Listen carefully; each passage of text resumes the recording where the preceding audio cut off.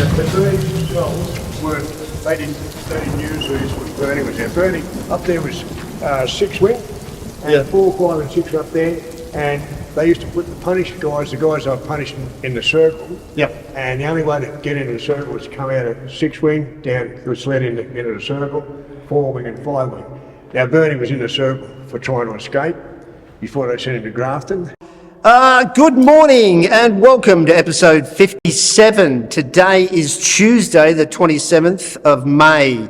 John, we're here, we're on location. Mr. Kelly, John Kelly, good morning, sir. Nice to be here. Mate, it's great to be here. Where are we, John? We're in the bowels. We're in the bowels of Parramatta Jail. We're in the Old Parramatta Jail. They were good enough, the organisation, to actually... Very nice. The Lands Council really appreciate it. So we're down in the bowels. We're above what was 5. Yeah, no, 6. 6 was above this. Yeah. And you had 4, 5 and 6 above here. Yep. But they were the wings most of the heavy crims were in. This was actually a jail for old-time crims most of the time. 1800s. It's a very old jail. A lot of history, mate. It's one of the oldest jails. And the fact is that they had the circle, which was inhumane, really, and they had them there. And the only way they could get into the circle was coming out of either 6 wing, there was a tier, the walkway around from there, and 5 wing and 4 wing, and they'd come into the circle, and that's the only way to get out. I mean, look at the history. It's an old jail, mate. It's the same as Pentridge. Pentridge's got the cells underneath the main ones. Yep. And exactly the same. Yeah. Reminds me very much of the old showers at Pentridge that I had underneath the wings. They had them in. It was like that. It's unbelievable, isn't it? Yeah. So just the history alone is. You go to the shower, you've got a swimming pool there where the showers are there. I mean, it's unbelievable. Yeah. We better go into it as well. So today we're actually doing Burnie Mathews, and a quick one. We had a lady guest lined up for today. A few problems there. She might rejoin us later in the year, so we've had to do Burnie Mathews. So Burnie, we're going to do his life. We're going to do different shots. Start a bit on his childhood. He was here how many times, John? Burnie, Parramatta? He came here often because he went to Grafton 4 times. Every time they sent him out of Grafton, they usually put him here. Yep. Now, and you had 24 hours here, I believe? I had about 18 hours here. I was Gloria was good enough to come and bar me. It was nice. She's shoplifting. She's tough. She's tough, though. Yeah. But the thing is, the way you've got to look at it, these jails, there's history here, just about anybody. Huge. When Burnie was here, you had old crims like Burnie, Darcy. Darcy Durgan was certainly here. Yep. And the Chow Hayes was here. Nettie Smith. Nettie Smith was actually became a disciple of Chow Hayes, and Chow Hayes taught him how to run the book and all that. And he took over from him. But so many have come through here, and even Russell Manser spent a bit of time here. Russell Manser was here. Rest in peace, sir. Yeah. Russell Cox. So they're all here. Yep. So many of them came here, and we're very lucky to get a sneak peek in here today. Well, the thing is that Burnie didn't like jail. Yep. It's a bit like me. Yeah. And he tried to escape from here. And what they did, him and his mate, met they were in different wings. One was 4, one was 5, I think. But what he did, he managed to get out into the wing at night, and he was going to take the keys off the screw and both get out. Yeah. Similar to what I did.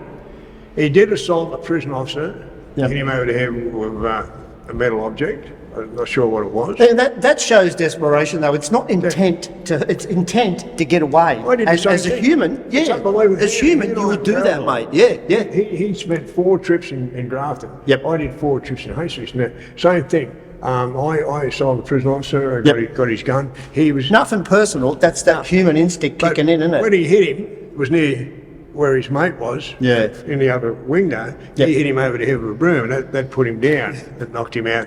But then he got the keys. Put anyone down with a broom.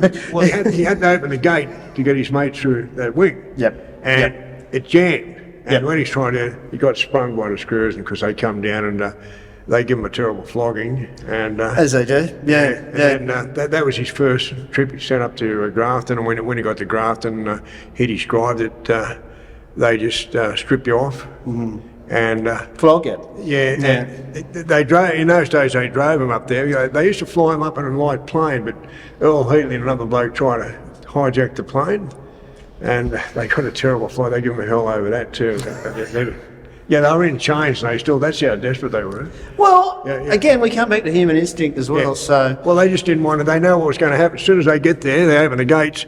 Bang. And they get there, strip off, floss. Same thing happened to Hastings where I went. As soon as he got off there, stripped off, bang. You know it's coming. And they try and knock you unconscious. They hit you with batons, kick you, call you cunt, this, that, you fucking bastard. You fucking think you're tough. How tough are you now? And everybody, How tough are they? Yeah. Cowards, everybody's cowards, listening. Everybody's listening. And if you sing out, then you're weak. You're tagged. So I bit from a lip to stop. Burnie's the same. He wouldn't sing out. A few of them, Snyders. You heard of Snyders? Yeah, he went there for killing a screw. Sang out like a baby, screaming. I didn't know. For killing a screw, he would have had living hell. Yeah, he did. Yeah, he did. And the thing, and the thing is, he went in for bouncing checks, finished up doing life and all that, but did get out, got released eventually, but died not long after. Look, a mate of mine was in here, and it just shows you the difference in time as well.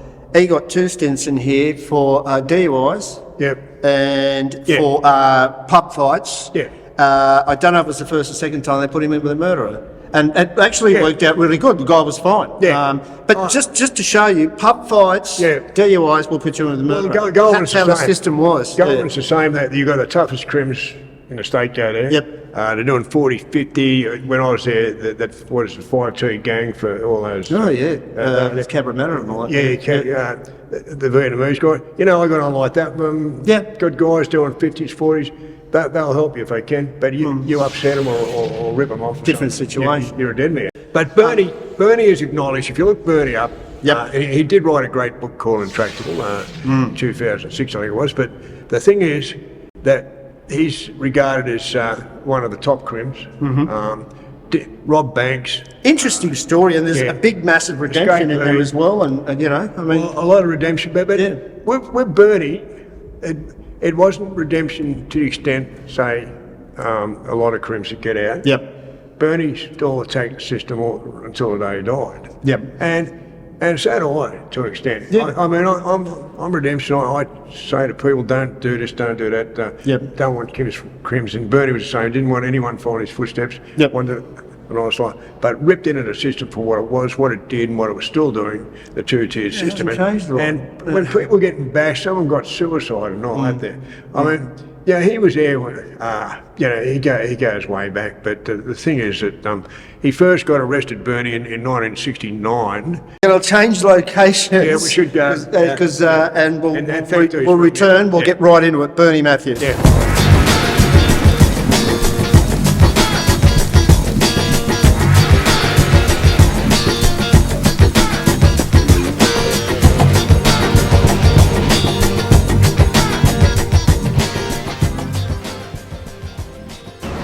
G'day and welcome back. We were so fortunate enough there from the Lands Council, thank you very much. We were in the bows there, John, under five division. Yeah. We were in the bows there and we were very lucky, so thanks very much for that. Now we'll continue with Burnie. What I wanted to touch on, John, was childhood, mate. I couldn't find in my research a lot about his childhood, but you know a little bit. Can you fill us in from there, and then we'll go straight into the prisons? Well, his father fought in World War II. When he came back, he wouldn't talk about it. Yep. But very common. It just changed. He was a different man. His mother said, totally different guy. The marriage disintegrated, and they split up. And Burnie didn't. He had a sister too, and so really, I think it was very early, maybe 3 or 4, when the father left him, because Burnie was born in 1949. Yeah. So, yeah. I only ask these things usually because there is a pattern where it can lead. But he had a pretty regular sort of upbringing, didn't he? You know? Well, his mother was a hard worker, and when she split with the father, she always had jobs, and sometimes live-in housekeeper, stuff like this. She had a few relationships, certainly with one guy that was pretty brutal to her. Burnie didn't like that guy. But overall, he didn't have a steady childhood. So, it's a lot of moves, a lot of. It was never really rooted into one spot. Yep. And so by the time he went into boys' homes, he had a couple of stints in boys' homes. And we know we've talked about how barbaric and disgusting they Well, were. that's right, yeah. Whether or not Burnie never spoke about any might have happened to him in that regard, but he did say that they were brutal, and he certainly knew of a lot of people that went to Tamworth who we know about that. Yeah. But the thing is with Burnie is that in 1969, he robbed the bank, they robbed the bank, and he got away with it, but eventually caught. And he tried to escape. We explained the escape at Parramatta, where they actually what happened? He assaulted the prison officer with a metal object or whatnot, and what they did, they sent him down to Long Bay. Again, he tried to escape. They found he actually dug through the wall in a cell. Jeez. Yeah, and put his hand through a makeshift key, but they were waiting for him because one of the screws had seen a bit of a dust on the floor from the cell, so they were waiting for him. So they got him for that. So he did. Bashed him. He did a couple of trips to Grafton, where, as I said, that when they got there, they bashed him and whatnot, and those escapes failed. But then he finally got away in, I think it was 1970. Was it 1970? He escaped Long Bay, 1970, in the food scrap. Yeah. Now, what he did, that was remarkable because they had a trolley used to go out and take out old fruit, vegetables and bread that wasn't used, and to go to garbage. Now, the two trustees used to take it out through the main gate of Long Bay, and it's called the CIP, Central Industrial Prison. And Burnie could see from where he worked that they had this big spike, because he thought if I could hide in one of those bags I could get away, but he saw they put these spikes through the bags. Ouch. Just bang, bang, bang. Yeah. But then he noticed one guy didn't do it, and this guy was gay. And he used, instead of doing that, he'd chat up the two trustees. He'd chat them up. Yeah, and he fancied himself a bit, and he thought, I'll chat these guys up and stuff. There's nobody in the bags. Who's going to get in the bags, you know? So Burnie got a couple of guys to slip him in the bags, in a bag. And there he went. He was in there with the potatoes and the bread and in the bag. And then he was a bit on the nose, wouldn't it, John? Well, he was starting to worry. What if the guy got called away? There's somebody else. Or what if the guy just this one time decides to put the thing? Yeah. But anyway, he got through. He heard him talking. He's holding his breath. He's sweating, and then he heard the gay guys behind him. Went through the gate. And he thought, I'm out. And sure enough, the guys lifted the bag, put him where the garbage was, waited about 10 minutes, and where he was clever, he put himself down to go to court. Yeah. And in those days, they used to give you a court clothes the night before. So he had court clothes, and he had Quick change. Yeah, he had the old prison clothes over the court clothes. So when he got out of there, he just ripped them off, and he walked through the jail. Walked out, nobody took him because strolled out the gate. Yeah. He did a Darcy Dugan really, because Darcy Dugan and Mears did the same thing when they got there. They were still in their court clothes. Yep. They got out up through the roof at Long Bay and just walked out, and everybody they were still in their civvies. You know. Must be a good day on that day, but that stroll, wouldn't it? Eh? Well, George Savage did it in Goulburn too. He got dressed up as a visitor and walked out. And, I've been told a lot of money changed hands. There'd be a little kick in your step though on the way out, wouldn't there, John? And he was on the run for 2 months after that. 2 years, wasn't he? Oh no, that's 2 months. I'm thinking of the section. Yeah, he was a couple of months. But in an interview as well, he said in that 2 months he'd done 4 armed hold-ups. You're talking about Burnie, yeah. Yeah, sorry, I was talking about Burnie. Yeah, no, Burnie.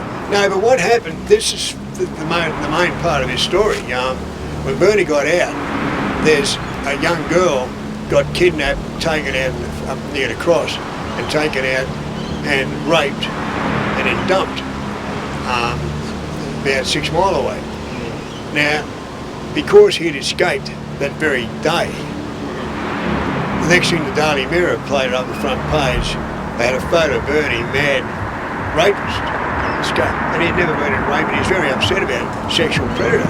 And this Shock horror of the media. Yeah. Now this is and they played it up, and he gave credit to Steve Lehman because he actually on the radio. Steve Lehman was one of the major radio things. Yeah, he was on the Today Show. And all that that's sort of right. stuff, Yeah. Not a bad guy, Steve. Yeah, I've heard he's all right. Yeah. And he was pretty fair, and Burnie wrote to him and said, look, it's not me. And what happened, they arrested the guy for the rape, and he'd been blown parole in Victoria and come up here and raped the girl. So he admitted it, and they got him, but the Daily Mirror didn't put in a retraction. And so it's typical. They won't these days. It's just like... It's typical. They don't do anything these days until you bring them to account. Well, it was a famous case too, like with Darcy Dugan, who sued them, the Daily Mirror. They said all terrible things about him. And he sued them, and the judges found that he had tainted blood because he'd been sentenced to death. Therefore, he was no longer a person. He was tainted. Oh, right. Tainted blood belonged to the state, and therefore couldn't sue. Oh, yeah. And that was the Daily Mirror that got away with that too. And I'll go one further. The Daily Telegraph said that not the Daily Telegraph, the Australian News Corp said that I shot and murdered a cop when I robbed that bank. Never shot anyone. And I never shot anybody. And when I got a retraction, they put it in a book, but I didn't get a retraction for the Australian. You certainly wouldn't have got an apology, but some sort of retraction. Didn't get a retraction. I got a retraction for a guy I put in a book, poor wee kid. But I'm getting off subject there. So Burnie was really upset about that, and did a few robberies and whatnot, but they eventually got him up. And of course, he went up to Grafton, and they put him in Grafton again, and he got bashed down there. And every time when he came, he had all these court cases. He had to come down. They'd send him down here to Parramatta. Now, he met this guy who, I think his name was Billy Sutton. I'm sure it was Billy Sutton. And Billy Sutton had been in Callum Park. And, right, he cracked up. But he said to Burnie, he said, geez, Burnie, if you can get to Callum Park, he said, you'd just be able to walk off. And Burnie said, well, how do I get to Callum Park? He said, well, they got that crazy. He said, what you do, he said, you get the razor blades and wrap them up so they can't cut your guts, and you swallow them. He said, then you knock up and say to screw, I just swallowed some razor blades. And they've got to take it. Psych! They've got to take you up to the medical, and they look and they say, oh, this guy, they put you before a sign, next thing you go to Callum Park and you walk away. And so Burnie did it. So he knocks up, and they didn't take him to Callum Park, so they sent him straight down to Long Bay. Put him in when he got an ABS, they bashed the shit out of him. That's where they had Simmons and Newcomb. We used to bash them down there when they first got arrested. And they put a lot of heavy criminals in ABS in Long Bay, and they bashed the shit out of him, put him in solitary, and put him in a thing and made him crap him out. So that didn't work out too good. They just said, we don't think you're crazy at all, Burnie. We think you were trying to escape. Jeez, they had it in for him, didn't they? They had it in for him, though, because he had some balls, too. Well, he had some balls like those escapes, and then, that was a great one at Long Bay that he got through there, and they never forgave him at Parramatta every time he came back to Parramatta for hitting the screw. I mean, that's the unforgivable, what he'd done, hitting the screw. And then he had to go at court, too. He whacked the cop and ran out at Queen's Square. He was in his civvies. And the cop come after him, and he ran him down. He said he's just unlucky enough the cop was a 3-minute miler or something like that. I don't think Burnie was a great runner, to be honest with you. Yeah. He looked like a real character. I wish I'd met him. I neglected to say, but you two were really good mates. Well, John was a very good mate of mine. I didn't meet him. We were different services because I went to did all that time down in Pentridge when he was doing a lot of this stuff, and. Like 69, I was in H Division breaking rocks, and 68 is when I made that bloody escape in E Division. He was doing all this stuff. So, but what happened is that with Burnie is that first of all, I've got to say this: that where he was, Grafton, it was really bad what they did, but they were doing it in other jobs. They were doing it in Maitland, they were bashing people, and they were doing the worst. It was just as bad at Bathurst. Bathurst was really cold. Half of them didn't have any blankets. The governor said, "Fuck them, give them nothing." At Bathurst in winter, fuck. It's terrible, and there's no glass on a lot of the cells, and sometimes it actually snow come through. You got one filthy old blanket. Yeah, well, if you're lucky, yeah, and they had a sign when I went there that do not ask for a pillow, as refusal often offends. So I mean, it's a disgrace, and the governor should have been sacked. Should never been given a job in the public service with that sort of attitude. I mean, if you're running, you've got a duty of care to prisoners when you're running an institution, and most governors are aware of that. But this particular place, anyway. It's inhumane, mate. It's totally inhumane. Well, what happened? It was ready to go off Bathurst, and it did go off. And I remember it was the 3rd of February, 1974, and they burned it. They razed it to the ground. They shot about 19 prisoners. One of them became a paraplegic. They even shot a guy who had a white flag. Was helping. Incredible what they got away with. Yeah, one guy was helping a wound, and he had a white flag. They shot him. So then, the minister was McGeechan was a really bad guy, and he ordered they all get flogged, and the governor, his name was Pallet, he made sure they went around every cell and flogged everybody. Gloria and I drove up there. We had a Volkswagen. We drove up there a couple of days later because we had a mate, Bobby Merritt, and I was worried about him. Bob was an Aboriginal guy, pretty dangerous guy, willing guy who wrote a play called The Cakeman, and I helped him get grants, and then he used to come to America and help me write the grants. And they took him over to America, and he wrote a movie script there. He's dead now, Bob, but that was a great story of redemption, and we maybe should tell his story one day, I think. It is, mate. This pretty famous, this guy. We'll definitely get into that. Well, look, what I'd like to talk about too with Burnie, John, is he was famous for Australia's first maximum security long bail, the dreaded Katingal. Yeah, well, that's why. My God, That's why we'll lead up to that. Yeah, because he spent some time there. Well, when they had the riots at Bathurst, Yep. they were so bad that it raised most for jail that forced them to hold a Royal Commission. Now, it was called the Naval Royal Commission, and so what they did, they were forced to close Grafton, which had been going on since about the mid-40s, Grafton, when he should get there and bash. But the doctor... It's got a shock in Well, Burnie said he went to the doctor's there and he's all bruised and bashed, and the doctor said to him, is he just a normal prisoner or a special? They said special. They said, no, you're okay.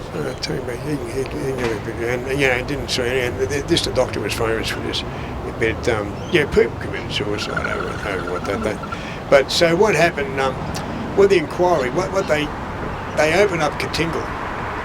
They knew they were going to have to close Grafton. They opened up Katingal.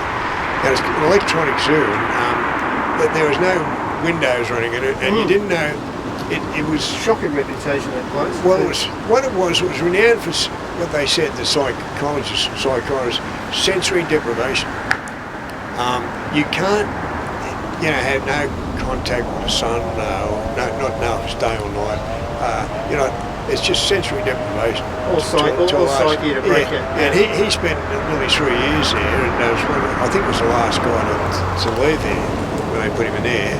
And he never forgot that. He said it was worse than going to Grafton and getting bashed. Absolutely, mate. I read where he'd done an interview and said, I basically didn't see light for 3 years. Yeah. Now, if that's not inhumane, I don't know what is. Well, they didn't know if it's night or day.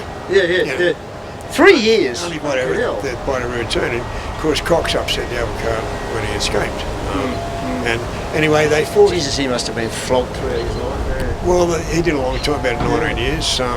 But the thing is, Cox tutors, he was involved in a hell of a breakout that failed, the first one in Long Bay, where he got shot. Him and a bloke called Mottering, I think it was, they got shot trying to they got in a truck, got in through the gates. I think it was a red truck, but they shot both of them. It's adrenaline that keeps you going. He survived that, yeah. But that's another story in its own. And like up at Boggle Road, there were quite a few breakthroughs there through the Gday gate. But so when Burnie got out, he was pretty smart. He used to run Jar magazine and stuff like that, and he made a lot of contacts, and he started to attack the system a bit, and he got a bit of well known. And in 1996, I think it was 1996, he actually got a degree from a university. I just forget which one it was. Well, he was lecturing. He was doing lectures with police students at University of Western Sydney. I don't know if it was out there. It was a mass media thing it was called, I think. But anyway, the AJA, Australian Journalists Association, actually made him a fully fledged journalist. Yeah. He's the only crim I know that's actually become a fully fledged. Only one, and he wrote articles and. He wrote a book, Tractor. Exactly, and it was an award-winning book too, John. Yeah, it's a very good book. It's a very good book, and but he also wrote for Penthouse. He wrote. Did he? Yeah, he wrote Penthouse for Penthouse, and wrote articles, I think, for the Bull. Did radio interviews. The guy was going ahead in leaps and bounds, but what happened? They fell off the wagon. They set him up on a murder, and he got charged. He did 2 years charged with murder, and he beat it.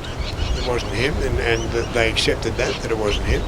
But the mud still sticks a bit. And you go to court, they still say. Sorry about that, folks. Someone's got a loud Harley. They still say that he booted, when they say, he booted a murder charge. I went to High Court appeal on forearm robs, and the judge said, "Want a technicality note out, Mr. Kelly?" I said, "No, Your Honour. I didn't do it." I didn't do it. And he smirked, They don't believe it. They think you beat it on technicalities. We're all guilty. Anyway, so, but then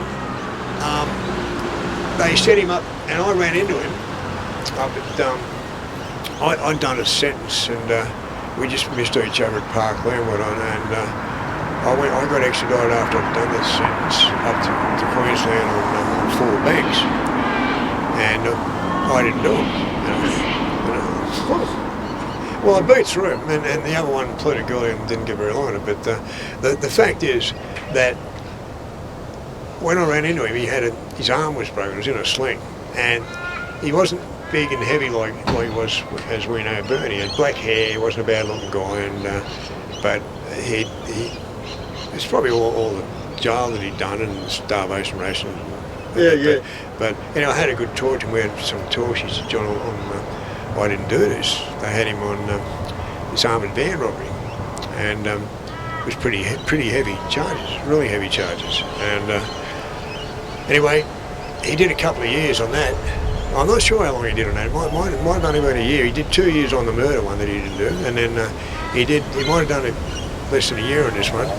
And then they got these guys, pretty famous themselves, Sullivan and someone else, I just forget his name. They did a lot of armed robberies and on armoured vans.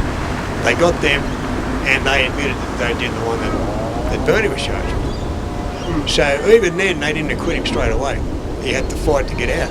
He eventually got out, but then he was doing all this great work, writing and all the stuff that he was doing, and getting ahead, lecturing at uni. But he tried to sue twice the Mirror for things they'd said. The one saying that he was a rapist, and that's really bad, And, absolutely. How would you like to be accused of that? To get damaged and that. And I know politicians that's fallen off their bikes and they've sued and they got 200,000. I'm serious. That stuff we saw at Parliament House where the girl said she got raped and the other bloke said didn't rape. They both. God, wasn't that a big mess? Well, they both got heaps of money out of that. Now the thing is that he's been accused and said on the front page of a newspaper, photos of him, that he raped this girl, that he was a crazy rapist, escaped. What that did, this gave the police a licence to shoot him on the spot. And everybody that might have been on his side, that the average guy on the street, oh, poor guy, I hope he gets away, would all want to give him up. So his chances of staying out were reduced greatly. But it was not just his reputation, and that'll always stick. So mud will always stick. So he tried to sue over that, and another thing where they maligned him, and they used the same old excuse that they used on Darcy, that he had tainted blood. That's right, we were talking. Yeah, it's an old English law that we still use these things. They pull them out of their hat when they need them for guys like us. That's why I can't sue for saying that I shot and murdered a cop. Yeah. And it really makes you angry. And he got angry, decided he robbed another bank with a mate of his. I won't say who, but he's a good guy, and they just happened to pick the wrong day in Queensland because the police were holding a march that day. And they ran out of the bank, and they were bloody. Burnie said, "Quick!" Well, they ran into a toilet, and he said, "We'll change in here." And his mate went to go out, and he said, "Burnie, there's about 50 cops outside." Burnie said, "What are you talking about?" And they went out. Sure, they just got us, and we got you, you know. So he ran into. So They get a real thrill, don't they? They get a real thrill. Yeah. Well, that's the sort of luck that Burnie had. He didn't have a lot of luck. He was just lucky he got through on that escape. All the others failed, but he got through on that escape, and it was a brilliant escape because he did risk death. If that guy had put the spikes through, he probably would have went through and killed him, you know. And that's what they want to do. Some of them screws are hoping there's somebody hiding in a bag. I mean, it really is unbelievable. But I mean, it was a life for Burnie, like you say, and there's definitely redemption there, isn't there, John? He turned it around. He wrote articles. He was running a halfway house, I believe. Yeah, that was later. Yeah. But what happened here when he got caught in this bank is that he got a good judge. That's rare, isn't it? Yeah, and the judge was made aware that he'd beaten 2 blues that he didn't do. Yeah. A murder and a bloody armoured van. Yep. Beat and done jail, nearly 3 years jail there. And the other things he'd done, and he said, look, you've had a bad run. And he said, I'm taking it into account. I'm going to give you 10 years for the bank, I've got it. He said, but recommend for parole after 3. Oh, wow. Yeah, and he'd already done time remand, so he was due out in about 14 months. Well, the jail authorities, being what they are, they're bastards, particularly in Queensland, they kept him in an extra year to make him do 4, but he still got out. It's still better than the kid. Yeah. So he got out in 2000, and he put that great book out in 2006. He did all these great things. He was running the halfway house at Glebe there for a while, but he was lecturing at universities. Burnie had, in my opinion, a very high IQ. He was a great speaker. He had a lot of funny stories. Yep. And the fact is that I was shocked. I was in jail. He used to write to me, and next thing I hear, he's been pinched down in Wollongong and on drugs and guns.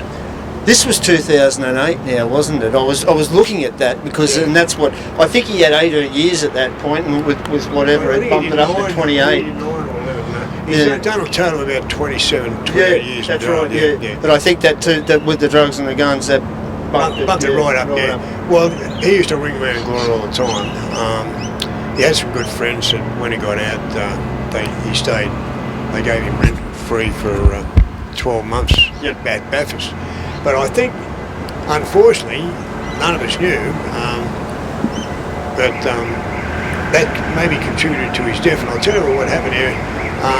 First of all, I've got to say this is that did I ever mention? Weather's turning to shit. Yeah, it is. Yeah, I ever mentioned I went to a really nice pub there with his friends where he stayed, and just before he got out, and this young blonde ran over and just hugged me and kissed me. Sounding interesting. Yeah, just she's only about 20. Yeah. Oh, she's beautiful. And what the hell? Well, this is a nice story, actually. Yeah, but they were laughing, my friends. And John, my mate, he said, you're going to try and hunt her down because she's with him. Find her. He said, she likes you. And Kathy looked at me and I said, she's done it for a bet, you know. Yeah. Anyway, but Burnie, we told Burnie, Yeah. because he got out about 10 days later, he tried to find her. He tried to find her. That was Burnie. You know. He tried to find He's her. hardcore. He thought, she might give me a history, find out I'm a bankroll. That's a lovely story. Yeah, but anyway, but Burnie, most of the time they kept him around Long Bay or Silverwater because for medical issues. So they knew he was crook. They never really did much about it. And when he got out, he was going there and he was getting medication and whatnot, and they couldn't find a lot wrong with him because at Bathurst they just, I don't think, had the proper facilities. I don't think so. They would have had crap facilities, and a lot of cases they didn't give a rat's anyway. No, they didn't. They didn't care. Yes. You're a bottom feeder, pond feeder there, and they don't give a shit. No, this is it. And so what happened? He went back to his ex-missus down in Wollongong, stayed there, and he went there to the hospital, and they said, they did some tests. They said, we're probably going to have to operate. So they put him in hospital, and I went down to see him, and at this stage he was going well. He'd done an interview with Gary Jubal and whatnot, and I'd done one. Yeah, I seen that. It was 2019, I think. You got that one. Yeah, that's right. Yeah. And Burnie and I did a radio interview too, but I'll tell you about that in a minute. But so I come in to see him in hospital. A young guy come in who was a surgeon. Yep. Young guy. And Burnie had the TV on. He's having a few beds. He's a bit pissed. He'd like back a couple of losers. Didn't seem worried about it, you know. And he said, they're operating tomorrow. And I said, how's it going to go? And the surgeon said, it's going to be a long one. He said, maybe 3.5 hours. He said, we're going to open him up. He said, fix him up. He said, he'll be right. So I said, well, once you wake up, Burnie, you'll know everything's right. He said, yep. So what happened? They did the operation. Well, he thought they did. And when he woke up, they said we didn't operate. They'd cut him from there, right down to a groin, open him up. Observation? No, they opened him up. They were going to do this operation on him, but they found so much cancer. Oh, it's not worth it. Yep. There's nothing they can do. They sewed him back up, and he said, it was a success. They said, Burnie, might have 2 months to live. I mean, can you imagine this? Kick you in the guts. Jesus Christ. Unbelievable. And so he rang me and told me, and I just couldn't believe it. None of us could believe it. None of us could believe it. And Burnie did a radio interview with me. I just forget the name of the station. I've been trying to find it. We did it together, and all we did was laugh. They were laughing. Burnie was cracking jokes. I was cracking. Having a great day. And he died 3 days later. Yeah, it's unbelievable. And the other sad part about that is, John, weren't you in Melbourne or something and you couldn't get back, or you were away or something? No, that was another guy who just died. Ronnie Jordan. He was. I thought it was Burnie. Yeah. But I mean, you're laughing at in a nice way. It was a last hurrah there as well. Well, it showed you the guts that he had. He was in a lot of pain. And his wife said to me, I used to ring up, and she said he's in a lot of pain. Yeah. She told me today that he died. Yeah. She said he's going to go tonight, John. You know. And at that stage, he just had terrible pain, a lot of pain, and it just happened so quick. Yeah. I mean, you know, just so unexpectedly. And when you think a tough guy, went through what he went, was a fighter to the end, and you know what he said to me? He said to me about the week before the radio interview, he said, they reckon I've only got a month or so. He said, but I reckon I've got about a year. He said, we're going to go for a second honeymoon. So that was Burnie. Yeah. And he sounded like he handled it really well. Like he didn't stress too much. I mean, I know people that freak right out. You don't know what he's going through up here. Yeah. But Burnie would never show it. You know? Yeah. Welcome back. This is our last segment.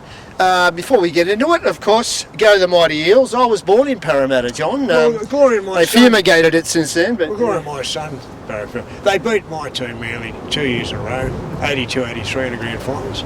But you notice the days of Pricey and I'm going to win on Wednesday. You're on a winner. Yep, go the Mighty Blues. I wore this when they extradited me up to Queensland. You did too. Yeah. That was on the news, wasn't it? Yeah, it was. This has been on the news, folks. You know, I stepped off the plane, right? We're walking there to where we got to go, and the cameras are there, and they're all wearing maroon and that, and I got this, and I looked across the street and there's this little kid wearing like that, and I waved at him, we waved at each other. He was the only one in Queensland probably wearing one of these.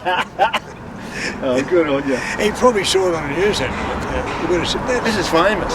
That's a bloody beauty. All right, back to Burnie. So look, we'll finish off with the last segment. There's a few little bits and pieces.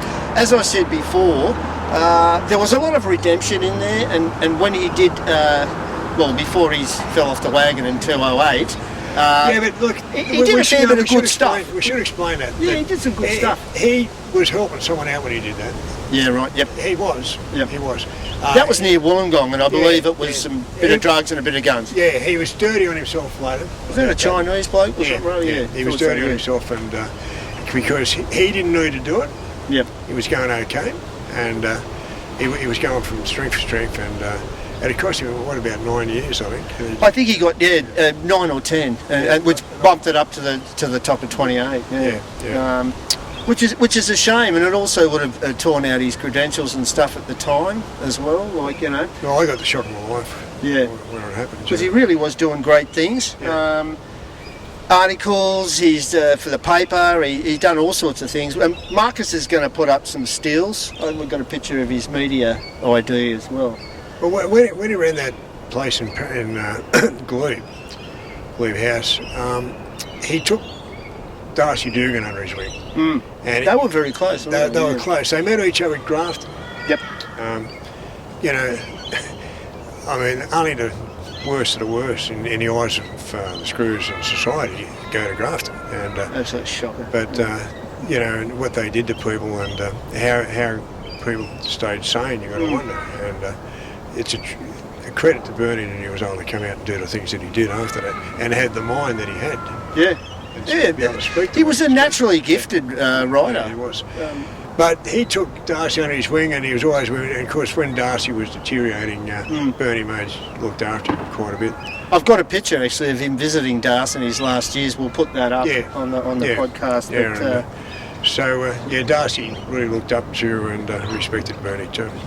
I would say when you hear about all the famous bank robber escapees Australian, for some reason Burnie really gets mentioned.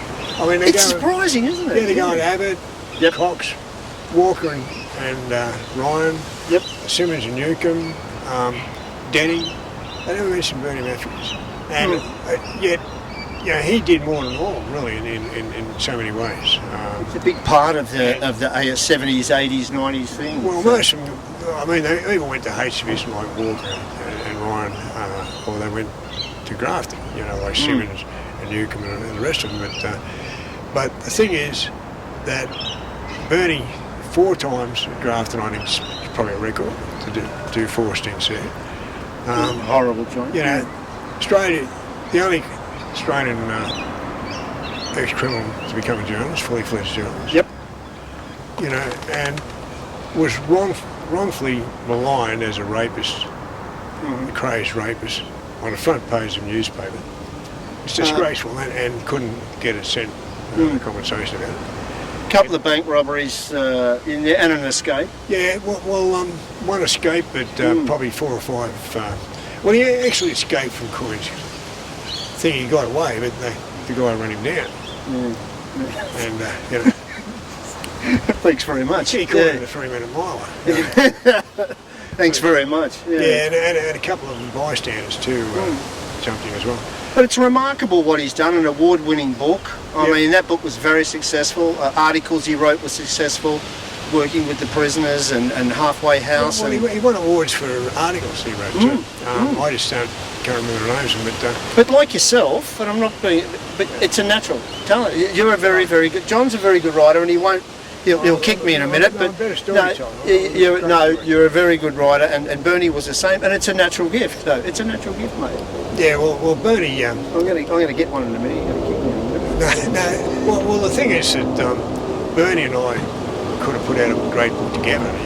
We didn't think about that, you know. And he was going to do one with Ray Mooney and on informers. And they would have killed him with that. Ray but the knowledge there alone, the trio of knowledge, you know. Well, fantastic. We know that Ray Mooney, he's the go-to guy in violent crime. He knows more about violent crime and criminals than anyone, and has written so much about it that. And Burnie was pretty much that way here too. Yep. You know.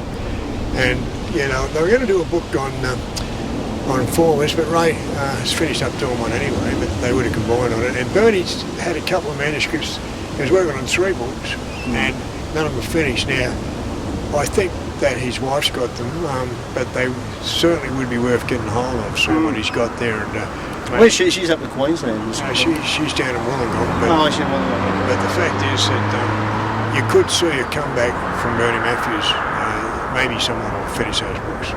Mate, it'd be fantastic if they did, But what an interesting life. I mean, we've touched base on a few things. That the fact that you guys did an interview, as you were saying, and having a great time, laughing, and 3 days later the poor man had passed. What was it, 3 days? If I ever hunt that up, we'll put it on. Mate, yeah, because I know you were looking for it. Yeah. It's a recorded interview, but we'll put that up, folks, if we find that, because that'd be very interesting. And you had the best time. Guy seemed all right. 3 days later, he's dead. There's no rhyme or reason to it, is there? But he knew he was dying. He knew he was crook, and they knew he was dying, and they couldn't believe. Well, he's making the best of it. Yeah, you make the most of it. We just had some funny stories. Yeah, you make the most of the situation. I reckon if we had that ad that is, everyone would love it. And I'll hunt up. We've got to try and find that, because we'll put some of that recordings up, viewers, for sure. But I mean, amazing guy. Like I said earlier, he's been in 9 jails throughout New South Wales and Queensland in a total of 28 years. I mean, he wasn't that far behind yourself, John. No, I was probably beating by about 3 years. Yeah. 3 or 4, yeah. But yeah, but I was what was I, about 7 or 8 years older than him. Yeah. No, but he passed in August 2001. 21, correction. August 2021, he passed at the age of 71 years. So today's been about Burnie and paying a bit about his life and respect to the man as well. He was a rebel, but interesting fella, and he wasn't a murderer or a rapist or like yourself. No, but he fought for prisoners' rights. Very much so, prisoners' rights, a big advocate for it, halfway house. He wanted to get across the same as I do, and same as a lot of people do, that we do live under a 2-tiered system, and Burnie was one of the ones that tried to get that across. Yep. And I think that guys like Burnie will always try and get these, because we do live under. And when you see a law going back, probably in English law, back to bloody Elizabethan times, who knows, but tainted blood. I mean, so they could say tainted blood, say whatever they want to about you. Because you're already dead, you're gone, you're finished. And they said it to Darcy Dugan, and they said to Darcy Dugan, we own you. We own you. You haven't got a life. Because he got sentenced to death, and then it got commuted when like a slave trade, isn't it? You're out.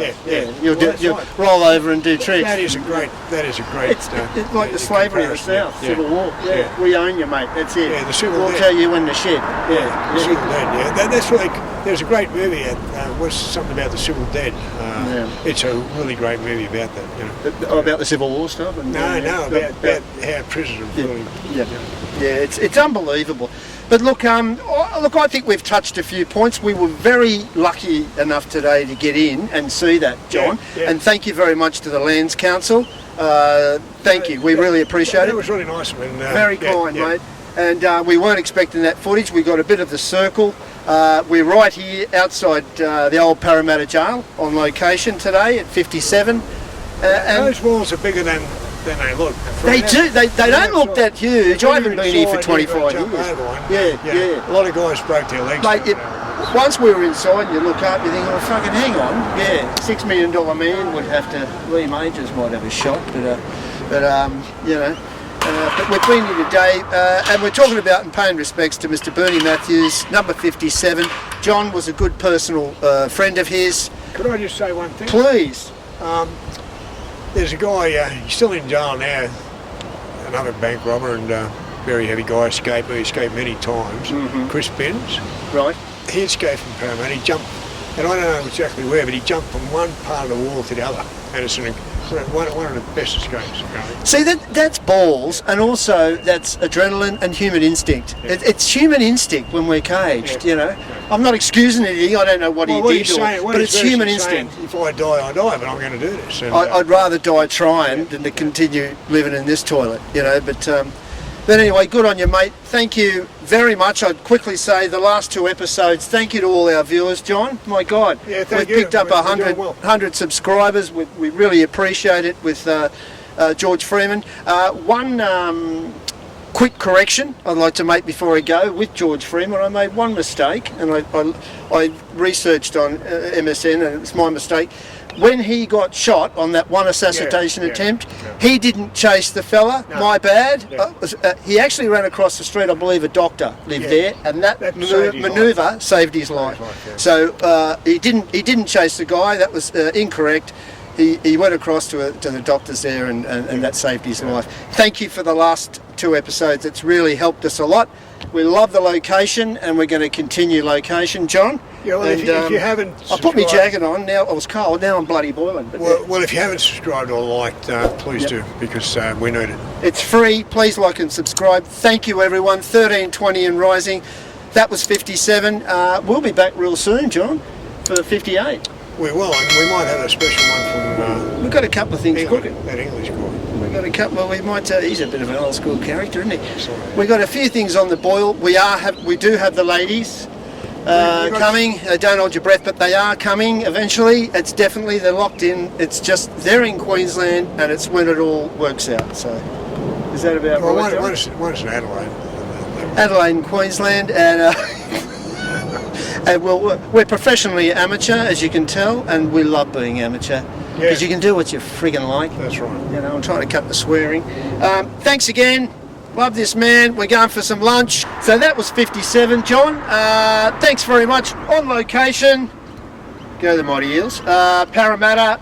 Thanks very much. Go the Mighty Blues. Go the Mighty Blues. And thanks very much to City Extra, Bateau Bay Shopping Square, providing all these hats. City Extra. All your retro gear, go there. And that'll wrap us up for today.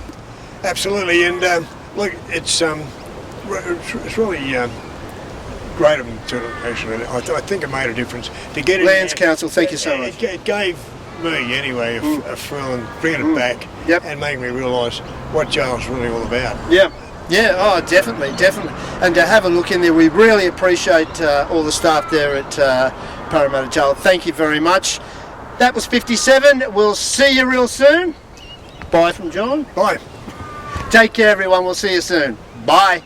Of course, we have to mention our wonderful supporters, John, Whitehorn Associates. Well, I actually had a phone call from a friend who I'd recommended Whitehall to. Oh, excellent. Yeah, and said that they were great. So they went through with it. And, so I can actually say now that Whitehall definitely live up to the reputation that I know they have. And I'd like to say hello particularly to Steve, who did me a favour recently with Gloria. And good on you, Steve. Thanks very much. And the thing is, we know that they will give us a plug. They always give us a plug with their friends and ask them, to subscribe or like if they haven't done it. And we're doing the same for them and just saying, look, if you need a lawyer, and most of the people that watch this show, it's after all, it's a true crime show. It's old.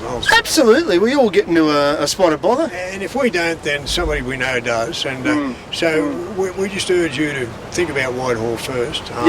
And because Whitehall, the big thing about Whitehall, they will sum the case up regardless of what it is, whether it's an AVO, or whether it's an armed robbery, or whether it's sexual assault, whether it's suing a medical, whatever it is, they will sum it up. Look at the case, and if they feel that they can't do justice to it, they will recommend it to someone That's exactly right. They seem to have a go at everything. Yeah, that's the sort of lawyer you need, and they're not going to double charge you and try and get extra out of you. So.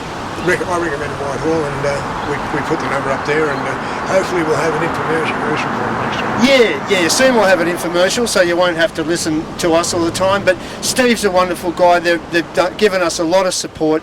We greatly appreciate it. He's the main guy. The Warriors called Russell. Absolutely terrific. And if you do have a problem, big or small, go and see them and check it out, and they'll sit down and have a consultation with you and say, look, we can handle it or we can't, and maybe we will And that's what you refer you on.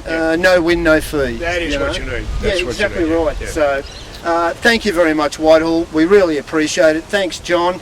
It's getting nasty here again, the weather. And we'll see you soon. Thanks, Whitehall and Associates. Thank you. Bye. How's that, Marcus?